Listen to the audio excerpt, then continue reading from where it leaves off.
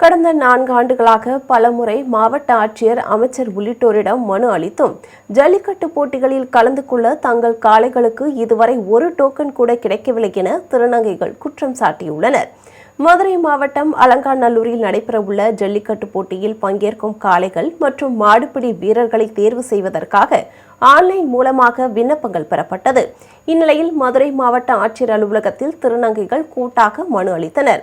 அதில் ஜல்லிக்கட்டு போட்டிகளுக்காக காளைகள் வளர்த்து வருவதாகவும், தொடர்ந்து 4 ஆண்டுகளாக விண்ணப்பித்தும் ஒரு காளைக்கு கூட இதுவரை ஆன்லைன் டோக்கன் கிடைக்கவில்லை என்றும் தெரிவித்தனர்.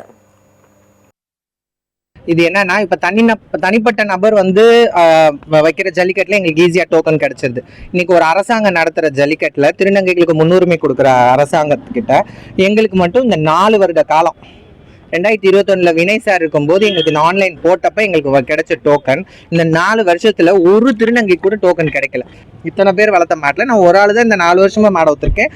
அந்த ஒரு டோக்கன் வேற ஆட்கள் கொடுத்தது. எனக்கு ஆன்லைன்ல டோக்கனே வர கிடையாது. இந்த 4 வருட காலமா கூட மனு கொடுப்போம். அது என்ன ஆகுதுன்னு எங்களுக்கு தெரியாது.